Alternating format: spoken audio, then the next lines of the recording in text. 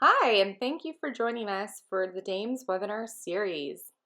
At DAMES, Differently Abled Mothers Empowerment Society, we strive to empower parents who are raising children who have been diagnosed with a disability through education like the webinar you are about to watch today. If you would like access to more webinars like this one, please consider becoming a DAMES member. You can go to www.damesusa.com. Enjoy this webinar. Hello, DAMES members. Thank you so much for coming to this webinar today. So in this crazy time of COVID and flu season, I just want to warn everybody, today I am home with my daughter because she was a little sick this morning. So we have no therapist, no help in the house. So if you see her pop up, she's here. This is just kind of what life is like right now. Today I am very, very excited to have Carrie Ramsey here from Tgen's Center for Rare Childhood Disorders. Carrie and I actually go back a long time. So I hate saying it like that, but we really have known each other for about 10 years now, which is kind of crazy. And Carrie is the clinical co-director of Tgen's Rare Childhood Disorder section. And I'm just so happy to have you here because I know that having two children with autism, I always feel very blessed that I have a diagnosis and I have a roadmap and I kind of know where I'm going and I know who to ask and I know, kind of what the therapies are and where the help is. And I absolutely love what Tgen is doing because you guys are such a safe haven for parents who maybe don't know. And so I'm just really thrilled to have you on and for you to be here to share with us everything that Tgen does for this community. Thank you, Michelle, for the introduction. Yeah, we have known each other for a long time, and we were both lab technicians at the time working at Tgen. So, we've both come a long ways. And yeah, just a little background on me. So I did bench research for about 6 years, and then went to nursing school at ASU here in Phoenix. And then after graduating from nursing school, worked in the neuro ICU at Good Sam, which is now Banner University Hospital, and did that for about 4 years. I was determined to save lives, so I checked that off my bucket list and was looking for a career change, and then was approached by one of my old colleagues at Tgen to come join the Center for Rare Childhood Disorders. So initially I was working for the center as a clinical research coordinator. And then over the past 7 years, my title and job has kind of evolved, but I'm still very hands-on in talking with families and their patients and meeting with the families, drawing blood, giving back results. So I'll talk a little bit more about that as we go through the presentation. You are a woman of many talents. Oh, thank you. I love it. I love it. All right, I'm going to let you just go ahead and take it away. Okay, thank you. So I thought first I would just kind of describe, what is Tgen, because many of you may not know or have heard about it before. So Tgen is a private nonprofit research institute. We're actually located downtown on Van Buren and 5th Street, kind of right near the medical school down there across from the APS building. And we perform genomic research on a variety of different diseases, including cancer, neurological disease, diabetes, and infectious disease. We actually have a location up in Flagstaff, Arizona that does pathogen research and has jumped on the COVID bandwagon and done a lot of COVID-19 testing for the state and been doing specific research about antibodies. And I'll tell you a little bit more about that later on too. So our mission is to make and translate discoveries into diagnostic therapies and treatments tailored to the unique needs of individuals and patients. Our president and founder is Dr. Jeffrey Trent, and he was integral in the Human Genome Project at the National Institutes of Health back in the early 2000s. And then we also have Dr. Sunil Sharma, who just became our physician-in-chief, and he studies different types of cancers. So I thought I would just kind of give you a background about the basis for a lot of what we do. So the Human Genome Project was a project out of the National Institutes of Health, and it took about 10 years and $3 billion. And they were actually under budget and did it in a record amount of time. But you can see here, these are rooms of just tons of sequencers. I think there were probably about seven or eight different individuals that were sequenced. One individual, who was primarily the main person who was sequenced. And this was an amazing endeavor and really has shaped medicine as we know it. So, how does that happen? Well, every single person is unique, and we like to think of them as, their DNA giving us information on how to treat them specifically. So the idea, especially when you're talking about cancers, is that, you can sequence the DNA of these cancers and tailor treatments based on the genetic mutation that a patient has. And, this is really, the cancer research that's being done at Tgen is very different than the Rare Disease Center research, because when we work with a lot of these children, they have mutations in almost every cell in their body. A lot of times with the cancers, we're really studying the cancer versus the DNA that's found in the blood. So, on the left here, we have what it looked like to do the Human Genome Project in this room with all these sequencers, in 2001. And then you see on the right, this is actually an Illumina sequencer, and it's about the size of a washing machine. And it is unbelievable. It can sequence the entire human genome in less than a day. So what really took about 10 years is now down to a day. And what cost $3 billion, there are companies that are really trying to get the cost to be less than $1,000, so much more affordable.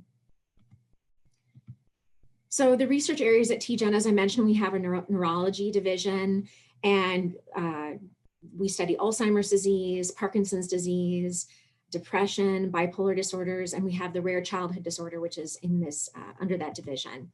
We also have the infectious disease. They're also studying antibiotic resistant pathogens. They also do a lot of valley fever, which affects a lot of patients and even animals here in Arizona. And then on the cancer side, we're really looking at these very, very rare cancers. And you can see all the different types of cancers that are being studied here at Tgen. And then we do have a smaller group that focuses on diabetes. So here's an image of the building where the Center for Rare Childhood Disorders is housed. So we're actually in a clinic space that's a small doctor's office, and this is where we see the patients. So, we have the laboratories. The laboratories are downtown Phoenix, and we have over 250 employees, and we occupy a 6-story building down there. But here at the clinic, we really try to make it special. So when families come in, they feel warm and fuzzy. And we have one of the moms who was in our research study was an interior decorator, and she helped. She really had a vision for a lot of the rooms. And so these are, just some pictures of what the center looks like. And so the center is made up of a collection of clinicians and scientists. So we have doctors, we've a physician assistant, I'm a nurse, and then we have different PhD scientists, lab technicians that are working in the lab, and we typically have interns. It's been a little bit different lately because of COVID. So when we talk about rare, how rare is rare? So what we know is that there are over 7,000 different types of rare disorders, and it affects 1 in 150 births in the United States. About 80% of these rare disorders are thought to be caused by faulty genes. And so, this causes 4 out of 5 rare disorders are thought to be genetic in basis. And here at Tgen, we really opened the center back in 2013. And our primary mission was to be able to provide the latest in genetic sequencing to the local families here in Arizona. And at the time, this type of testing was not offered by any clinical lab, so it was really only found in the research lab. So we were funded to start the center, and we performed on many of the patients what's called whole exome sequencing. And this is what when we hear the term next generation sequencing, we think about whole exome sequencing and whole genome sequencing. So whole exome sequencing is 2% of the DNA that provides instructions for making proteins in the cell. And this is roughly about 20,000 genes. And if you kind of remember back to high school biology, in our DNA, we have what's called exons and introns. And the whole exome sequencing really focuses on the exons. The introns are actually spliced and cut out of the DNA before RNA is made and then later downstream proteins. But they used to call this intronic DNA junk DNA because they didn't really know what it did or what it does. And there's still a lot of a lot of it that we don't know what that part of the DNA, and it's pretty amazing because that's actually like 98% of our DNA. We still don't really know why it's there or what it does. But, this is the type of testing right now that is predominantly covered by insurance. So if you have private insurance, you may be able to have this ordered by a physician. Sometimes different types of Medicaid plans don't cover this type of testing, but this is the most commonly ordered type of sequencing in patients that really looks at everything at one time.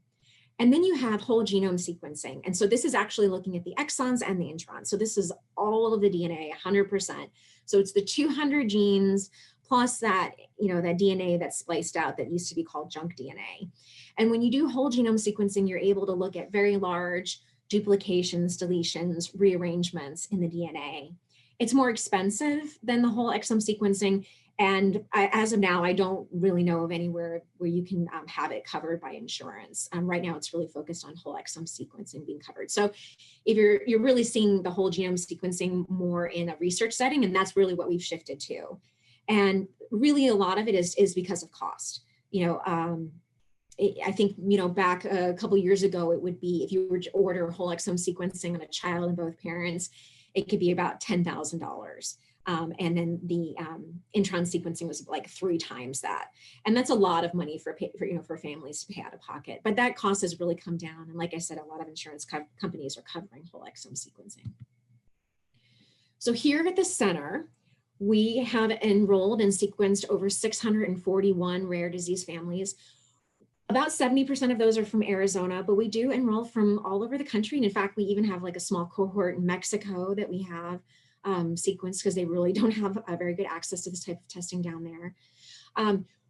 As this type of testing has been covered more and more by private insurance, we're really serving a lot of the population that's on Medicaid and just doesn't have access to genetic testing. And right now, this is about 1,800 individuals that we've sequenced. And we usually like to sequence the child and both parents because it helps us determine how the mutation was inherited. And it also helps us filter out the changes in the DNA that are not responsible for the child's symptoms. So it really helps us actually pinpoint the disease-causing mutation. We also create cell lines from patients, and we have about 177 of those. And this is typically a skin biopsy. So for those of you that have ever been to like a dermatologist to have cancer screening, sometimes they'll take like a little snippet of skin. And for us, it's about a 3-millimeter skin punch. And what we can do is we can actually take those patients' skin cells and grow them in the lab and have an active cell line. You can even turn those cells into different types of tissue. So for instance, you can take those skin cells and expose them to chemicals that turn them into stem cells. And these are really cells that I always joke and say, they don't know what they want to be when they grow up. And, these are not the controversial embryonic stem cells. These are very different. These are taken from skin. And what you do is you turn them into these stem cells, and then you can expose them to additional chemicals that can even turn them into different types of neurons, skeletal muscle, GI tissue. And so, it's incredibly difficult to do a nerve biopsy in a patient. And a lot of times these cells just don't survive. So this is a great way to study the nervous system in these patients by just taking a skin sample. And we've actually shared these cells with over 20 institutions around the world. We've been part of over 47 papers in peer-reviewed journals as well, which we're really proud of. And that's really been since about like 2012, 2013. So we use genetic sequencing to help provide a genetic diagnosis for these families. And how does this really help? Well, it can guide treatment options. So it might help change the drug or the type of diet that a patient on. And as I listed here, like the ketogenic diet, based on certain mutations, doctors may, like if you have a patient that has seizures, there could be certain types of epilepsy medications that work better in certain patients with certain types of gene mutations. I think right now these going statistic is that there are only, so out of the rare disease community, there's really only about 5% of rare diseases that have treatment and rare disorders that have treatments that are designed specifically for that disorder. And I'm talking about, rare childhood. But I think this is really going to change with gene therapy. Right now, there are a couple clinical trials that have been FDA approved in different types of muscular dystrophies and retinopathies. And, the big hurdle that we have is really making sure that this type of gene therapy is effective and also safe, because we want to target the mutation that the patient has, and we don't want to introduce other things like types of cancers or change other genes. And that's where a lot of scientists are really working right now, and a lot of effort's been put into that type of treatment.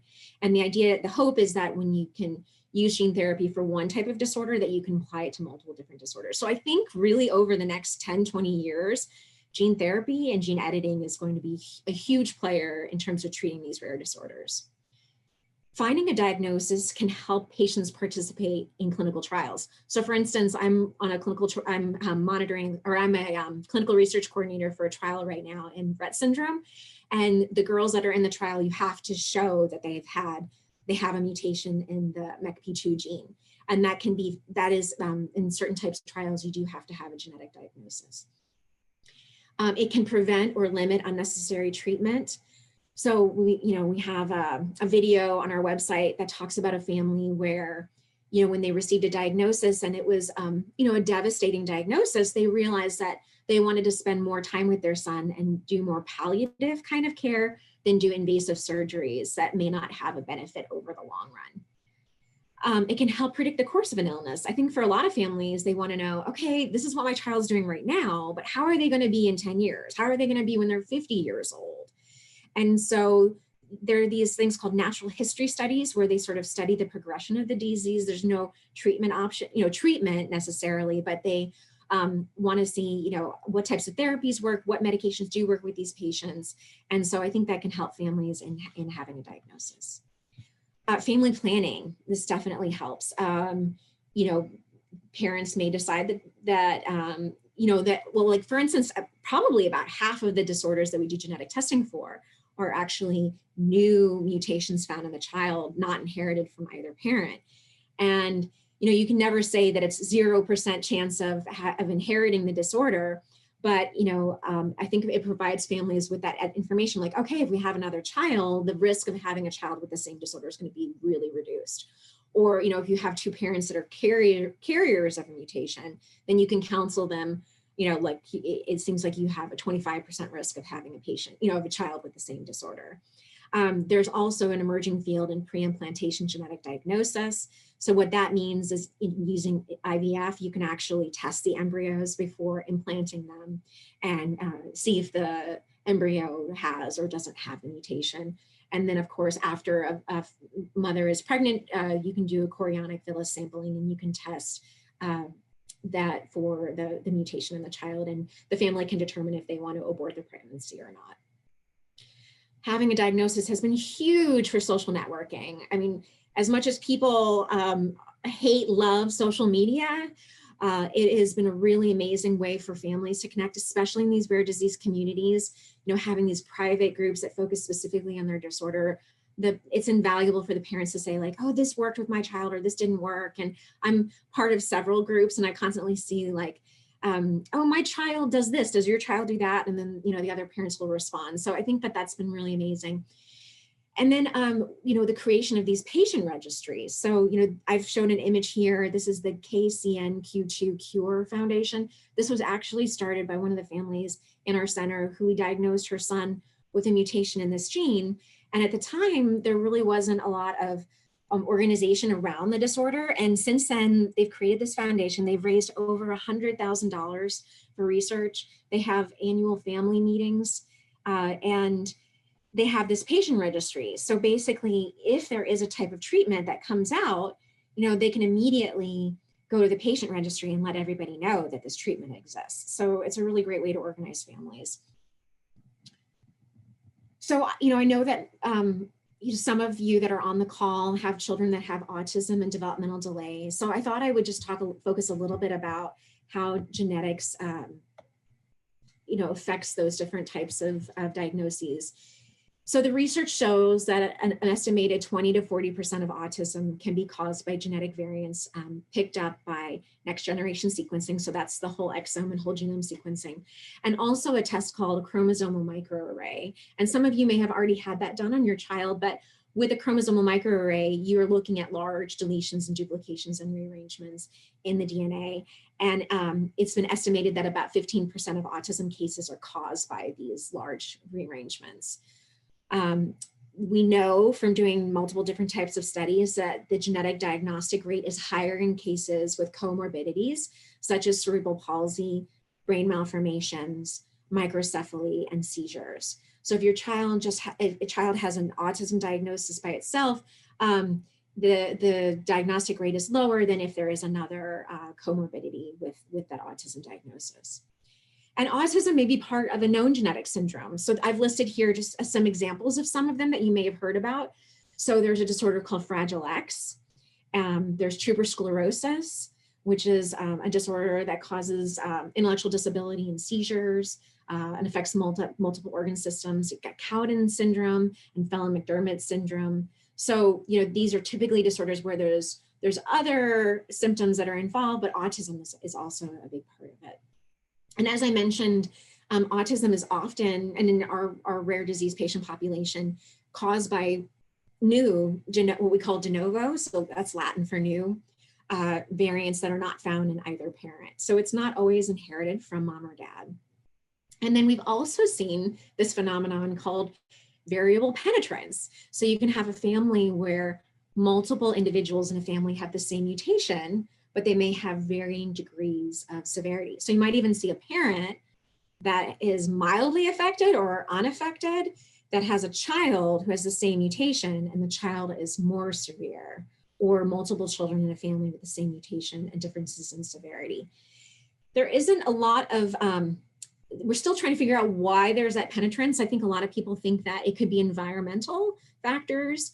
It could also be the other genes. So we have over 20,000 genes. So there could be genetic modifiers that certain individuals have that make them less severe or more severe than their family members. And then there's also research in autism into the microbiome.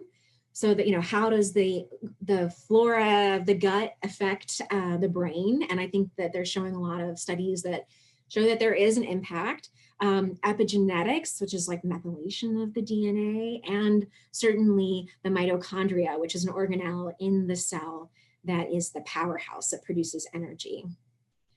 In terms of developmental delay, there are studies that show about a third of patients with developmental delay can be diagnosed just by history and physical exam alone. And I've listed some of them here, such as trisomy 21 or Down syndrome, you may know it by that name, birth asphyxia, trauma, meningitis, cytomegalovirus. So these are infections, not necessarily, or environmental factors, not necessarily genetics. And then the MRI of the brain can indicate an abnormality that explains the delay in about a third of cases of developmental delay. But this doesn't necessarily explain why the patient has a brain malformation. And so having a genetic diagnosis can then sometimes lead to information about why the brain malformation has happened. So at Tgen, and I've been part of it, we do have some clinical trials too. And in the past, we've done several studies on tuberous sclerosis complex, and two of them were out of Novartis, and it was a repurposing of medication that was previously shown to reduce tumors in the brain in these patients, and it was also shown to reduce seizures. So we were part of that. We were part of a study that looked at reducing these lesions that appear on the faces of these individuals with tuberous sclerosis. And then one of my favorite parts about waking up in the morning and coming to work is that I get to be a clinical research coordinator for a trial in Rett syndrome. And Rett syndrome is a disorder that autism can be a component of it, but developmental delay, seizures, these are girls that had normal development up until about 18 months of age, and then they go through a period of regression. A lot of them become wheelchair bound, but I love, love, love these families. And it's mostly girls that are affected because the mutation is on the X chromosome. We started the trial back in October of 2019, and it's a drug called trofinetide.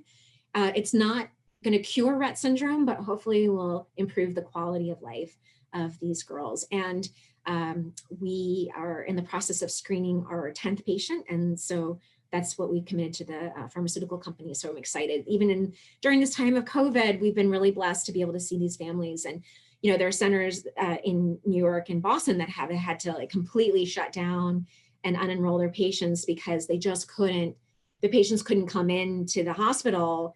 And so the safety measures were not being, collected. And so it just wasn't safe for those patients to continue in the trial. So we've been really lucky to be able to continue to see families. And we've enrolled patients from Phoenix and also out of state. So it's been a really great trial.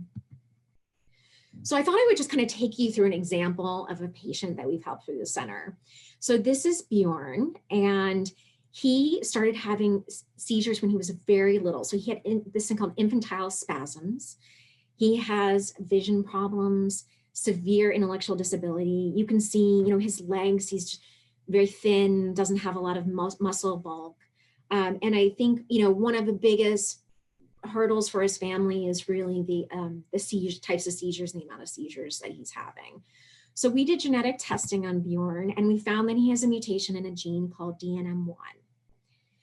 And, as I mentioned before, there are over 7,000 disorders. So we at Tgen can't possibly study all of these disorders. If we find a mutation in a gene that we are not experts in, we always try to hook up families with experts in the world. And that's why I was saying, we've shared over 20 different cell lines with different institutions around the world. But there are a few different disorders that we study here at Tgen. And the DNM1 epilepsy is it's called epileptic encephalopathy, is one of the disorders that we brought in-house. And we've collected cell lines from patients. So on the left, you can kind of see this very pale pink picture down there. Those are actually cells, those are fibroblasts, the skin cells under the microscope. And so we've actually turned those skin cells into neurons. And we have also created zebrafish models of this disease. So why study the fish? That's kind of strange, huh? But actually, we share over 70% of our genes with the fish. And believe it or not, with DNM1, we can introduce the exact mutation that our patients have. So we created a Bjorn fish. The other great thing about studying fish versus mice is it's less money, and the fish have lots of babies and they have a shorter life cycle. So I think they typically live to be about 2 years old. So, and the other great thing is too, that we can inject the embryos. So you can kind of see in the middle picture there, we can inject those embryos with the gene mutation that the patient has. And so then these fish have the mutated gene in them. So I'm gonna skip to the next slide. And hopefully this will work. I'll actually show you some of these fish having a seizure. So on the left, you can kind of see all these fish in the Petri dish. And is it going across, Michelle? Can you give me a thumbs up if it is? Is it working? Okay. So you can see they're swimming. They're swimming very fast. And this is actually not typical behavior for these very early stages of fish. Usually they just kind of hang out in the water. So I can kind of play it again. These ones that are swimming very fast in circles, they're probably having seizures. And I'm not a fish epileptologist, but I've been told that this is a seizure activity. And then I can show you another one here.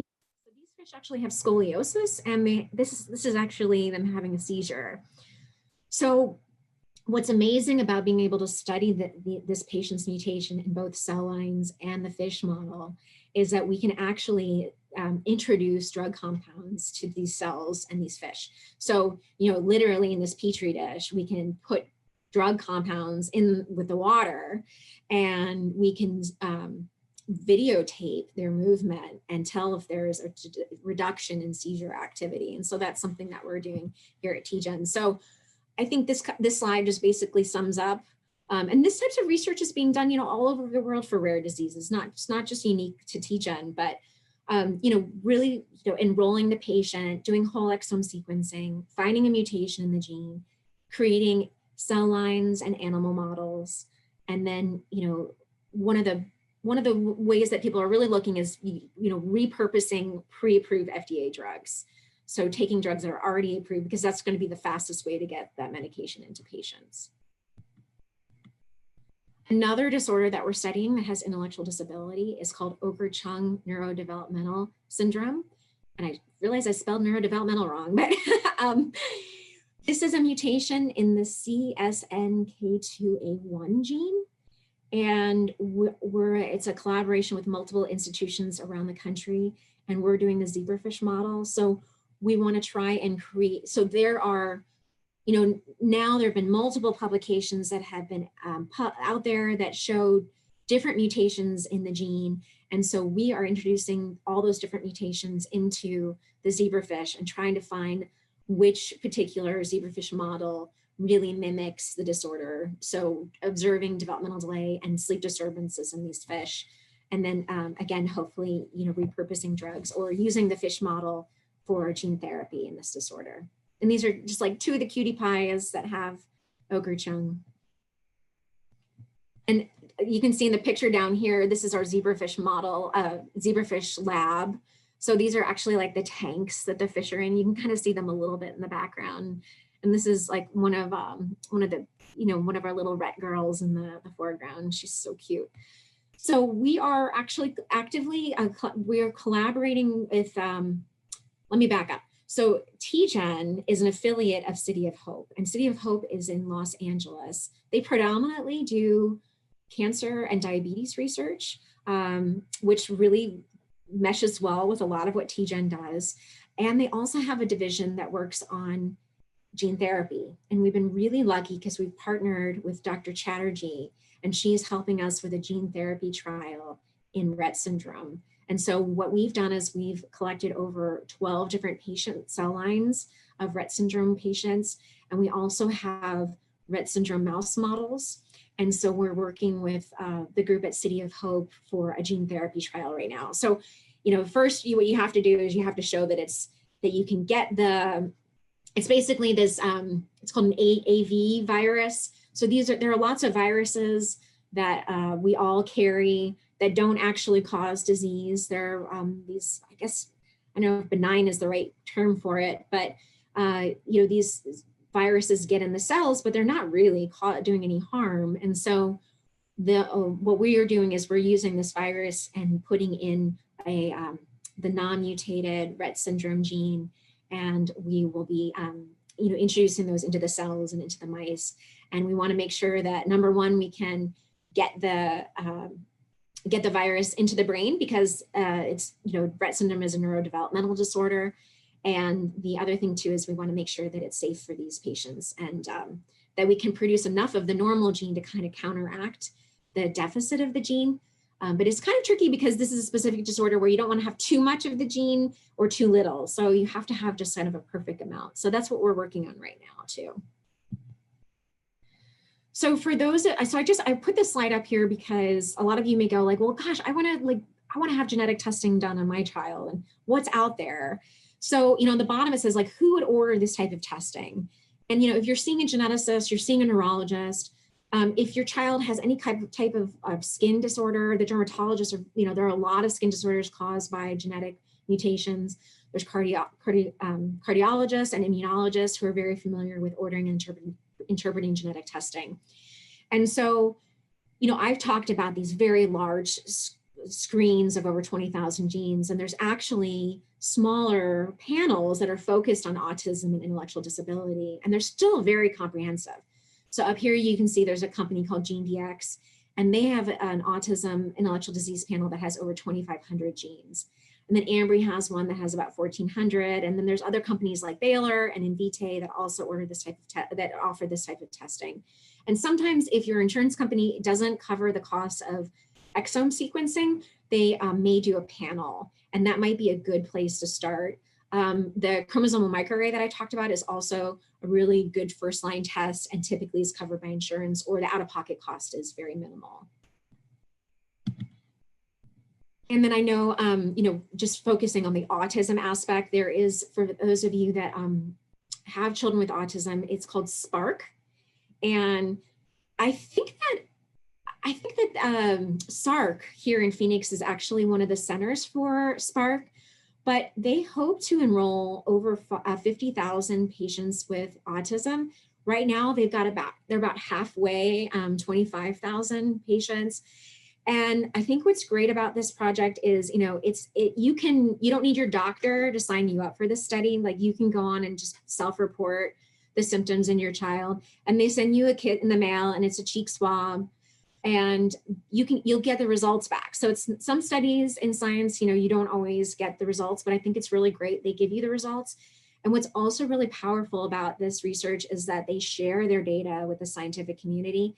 And in having this many patients, so I told you we have about 640 patients. They have over 25,000, and our patients are not all autism. They have it's all rare, different types of rare disease. So they're focused specifically on autism. And I think the other great thing is that they have the ability to do these large, what we call meta-analyses, where you can literally look at the sequence data of all these patients next to each other. And they can then pull out new genes that have not been associated with autism before. If they see that they have multiple patients that all have mutations in gene Y, and gene Y has never been associated with disease, but all these autism patients have mutations in it, then they can be like, oh, this is probably a new autism gene. And so there is a lot of power in having numbers. And I always, if there's autism families in our state, I always encourage them to participate in this research study. And you can participate in more than one. This is just one of them that's out there.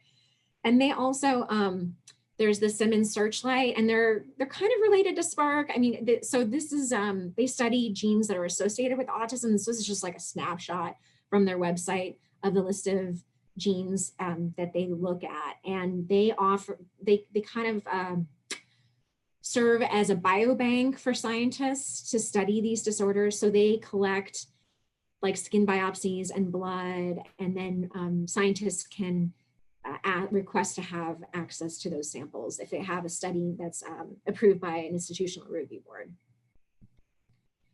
And then there's also this website, Variant Matcher, which is out of Johns Hopkins University in Maryland.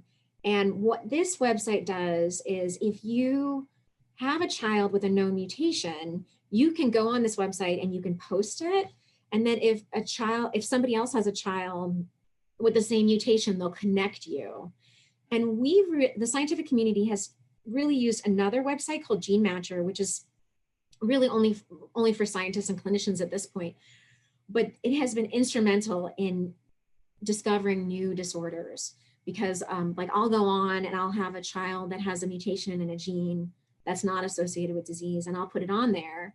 And if there's another person somewhere around the world that has a child that has a mutation in that gene, we match, and I'll get an email saying, hey, you've matched. And then we kind of talk about what are the symptoms that your child has. And I don't know how many at this point, but probably over 10 different disorders that we've been part of, new disorders that hadn't been described before. And I think they estimate that right now there are about 200 new disorders being like discovered right now. And a lot of it is because of this type of genetic testing being more widespreadly used in research and in clinical testing. I think that number will probably plateau a little bit, but I think it's fascinating to me that there are like 200 new disorders being discovered every year. It's pretty amazing. And websites like this are a great way to advance science and connect people from around the world. Now, if you want to just know how you can help in general and not focus specifically on, childhood disorders, there is a program out of the NIH called All of Us, and I've enrolled in it. And what it is it's the US version of, so there's like a big study out of the UK where they're like sequencing, I don't know, the whole population, but so this is our kind of equivalent. So what they're really trying to do is they're doing blood and urine, collecting medical records on patients. They want to be able to, find new genes for disorders. They really want to accelerate science. And I think what's great about this study too is that they're at the point now where they're going to start doing genetic testing and give back results. So, you don't have to pay a dime to participate in this, and you get free genetic testing. They will be giving back genetic testing on risk factors for different types of cancers and heart disease. And so there are sites all over the country that are enrolling for this study. And I guess the other thing that I want to mention too, with our study as well, the patients that come see us, they don't pay a dime for this type of testing. And a lot of times we're their last resort. I think they say that on average, a rare disease patient, it takes about 7 years to receive a diagnosis. And along the way, there can be many misdiagnoses. And so, a lot of times if patients, families that can't find a diagnosis, we're able to help. And then we're also, as I mentioned before, at Tgen, we're doing COVID research. And if you have had COVID and you have a positive COVID test, or you were positive for the antibodies, they want to study the immune response to COVID-19. And so this is, I think you can just, you sign a consent form online, or they'll mail it to you, and then they send you these blood spot kits. So you kind of poke your finger and then you can collect blood. And if you're trying to figure out how you can help with COVID and advanced science, this is a great place to go. Excuse me. And then we also have another study called MindCrowd, and we're trying to enroll over 1 million people in this study. And the main focus is on Alzheimer's research. And so I think we have over 100,000 people right now, but it's a memory test. So you go online, and you probably want to be in a place where you have a computer and you don't have kids bothering you. But basically it's one of these tests where they show you like 6 words, and then they have you do something else. And then they come back and they ask you, what were those 6 words? So it's that kind of test, but it's fascinating. At the end, they kind of tell you where you are for your age and your sex. And then we've gotten a ton of information about that from this, based on just like differences in gender, if you smoke or don't smoke, women that are going through menopause. I mean, there's so much data we've been able to tease out of this. And one of the things that they're looking for is, the people that are high performers. So, individuals that are over 60, that are that perform really well on the test. They want to do genetic testing to see if we can identify genes that are linked to memory. And we're also right now studying the effect of COVID on the brain, because I know that COVID does not just affect the lungs; it affects your vascular system, and they are seeing clots in patients. And so, and there have been reported people feel like they have brain fog, and they just don't feel like they did before. And so that's one of the things that we're studying with this test too. But I definitely recommend, if you can, please be a part of this study and share it with your friends and family members too. So that's really my presentation. I just want to thank all of you for attending today. You can always, visit, I didn't put it up here, but tgen.org, and there, go through the website if you want to contact me, or you can always contact Michelle and she'll give you my information as well. Thank you so much, Carrie. That was really great. And I have done that a couple of times where I'll meet people and they'll be like, we have no idea what's going on. And I'm like, I have someone you should talk to. And well, I always shoot over your information as quickly as I can. Wonderful. Yes. Yeah, Alyssa. Yeah, that's fine. So I do have a couple of just things that I wanted to talk about, because when you and I met, right, we were, like you said, lab techs at Tgen, and Tgen from the very start always had this bench to bedside approach, and that's kind of how they portrayed themselves even from the very beginning. But I never quite, being a lab tech, I never quite felt like that was really happening.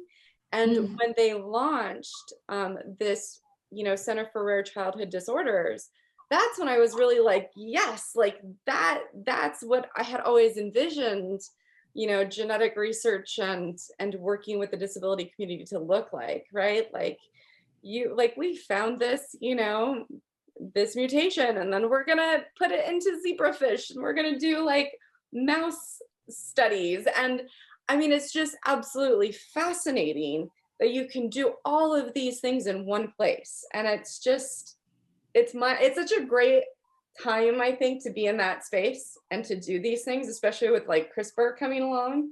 So CRISPR is like that gene editing technology. And it's gonna be kind of fascinating to see where we go in the next couple of years. Yeah. And that's why I think, it can be really important to have the diagnosis. Now, I didn't mention this, but, of the patients that we sequence, we probably diagnose about 40% of those patients. which is actually really great. I mean, a lot of those families, they didn't have a genetic diagnosis before that, but it still means that about 60% of our families, even after genetic testing, they don't have a genetic diagnosis.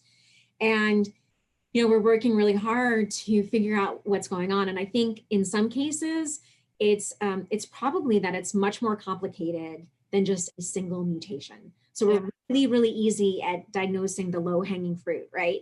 So it's just like single gene disorders, this is it. But probably what's going on in a lot of these other patients that we're not diagnosing is that, it could be a combination of multiple different mutations in different genes that in combination creates it. Or it could be something that's like not at the DNA level. I mean, whole theory that like we know what we know, but we don't know what we don't know, right? Yes. There can be stuff going on at a different level of the cell that we as scientists just haven't figured out yet. So, we're working on trying to improve that diagnostic rate. And, I always think it's sort of the hardest to give back, no results to families and say, hey, we've done like this incredibly extensive testing and we haven't found it yet. And sometimes we have these families where there's like multiple affected children and you're like, this has to be genetic, know, and we can't find it. So there's something there. And I think, we will get to the root of it, but I'm glad that this technology has really been able to help a large chunk of that population though. Yes, and I'm always amazed too when you guys look at somebody's genome sequence and can actually ID drugs based off of their genetic sequence that are going to actually help that person. I think you've had a couple of cases like that where you've had a client or a patient who like nobody knew what was happening and you guys were able to do like a genomic sequence and then target like, oh, well, we know based off of your genome that these drugs will work for you. I mean, I think that's just fascinating. Yeah, and that's really in the cancer realm, that's huge. I mean, I think that's probably used even more, looking at certain mutations and repurposing drugs. There's not one drug that just treats all pancreatic cancer. They look at the genetic profile and they see what types of drugs they think will have a higher likelihood of treating those patients. So it's great. So, Carrie, if people want to get a hold of you, and we do have someone who is here with us, but she wants to talk to you kind of after we're done recording, if that's okay, you'll stick around. But if somebody else wants to get a hold of you, how do they get in touch with you? I know I can always throw your number their way, but what's a good phone number or email address for you? Yeah, so I think the email address, if you just want to email me at kramsey, so KRAMSEY at tgen.org. And my phone number, you know what, I wonder if I can just maybe pop it up here. I don't know, it's probably easier just to say 602-687-8193. There we go, so 602, what was that? 687 8193. Okay. Do it. I don't know if I did it. Okay. All right. Well, thank you so much, Carrie, for being here. I really appreciate you coming on and sharing what you guys do at Tgen because, like I said, I love that I have an answer for my children, and I love that you guys are just striving and working so hard to give that to other parents. And I think that that's really awesome. Thank you for having me. Thank you for watching this webinar. If you want access to more webinars like this one, become a member, www.damesusa.com.